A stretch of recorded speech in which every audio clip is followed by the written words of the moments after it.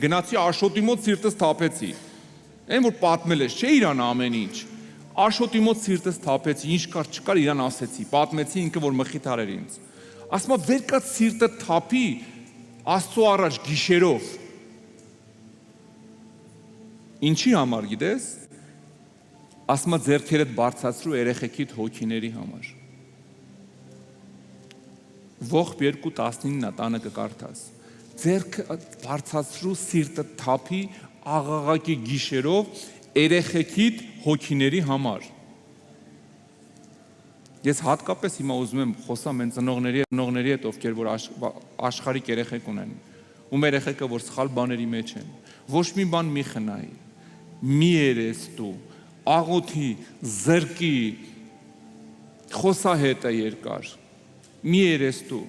մի ասա ոչինչ, ես մտածում եմ կփոխվի, խոսահետը, բացատրի, զրկի, ջղայնացի, ասա սենց չի լինի, դու պտի ուշքի գաս, ես չեմ ուզում սատանան քեզնով ուրախանա, բա որ նեղանա, թո մի շաբաթ էլ հետը չխոսա սիրելիս ոչինչ։ Բայց մի թող երեխեքը դժոխք գնան ու մի հանձնվի։ Մի դեպք պատմեմ ու կաղոթենք, հա։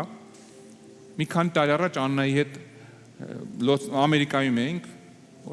Ամերիկայում էինք, չեմ հիշում որտեղ էինք, որ քաղաքում էինք։ Նստած էինք, հա, Դենվերում էինք, հիշեցի։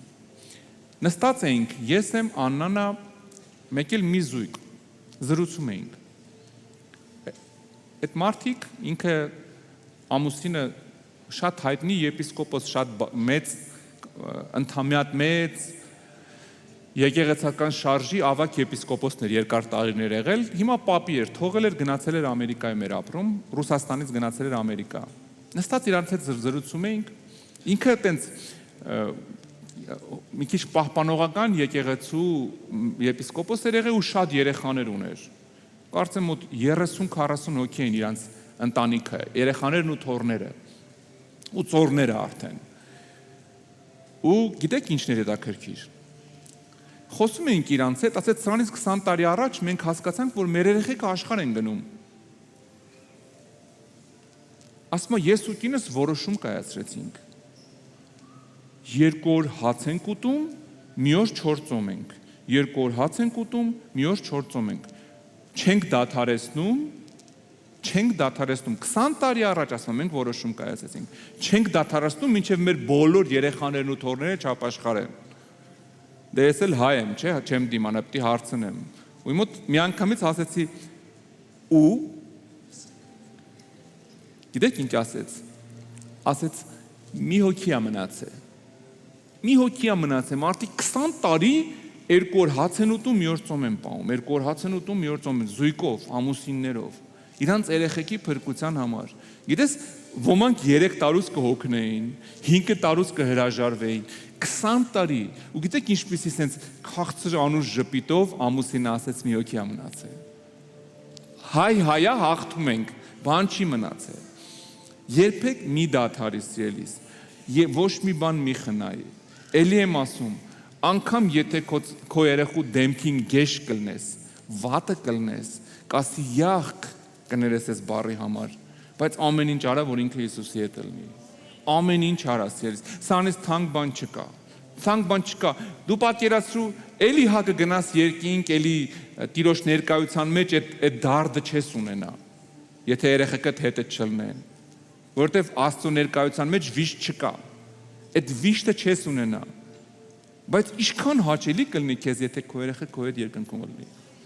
ոչ թե դժոխքում վարվի։ Ես խնդրել եմ ոտքի կանգնես, մենք աղոթք կանենք այսօր։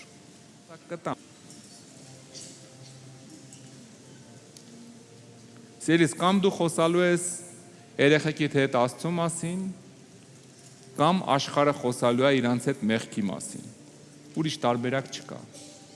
Դրա համար մի ամանչի երեխեքիդ հետ խոսաս։ Լսում են, չեն լսում, հարմարվում են, չեն հարմարվում։ Այն որ գալի ասում եմ, մամ, 20,000 դրամ է պետք շտապ կտաս, ասա կտամ, բայց պիտի նստես 5 րոպե լսես, ես խոսալու եմ։ Ոչինչ, այդ ընթացքում զգաս, որ ինքը չի լսում։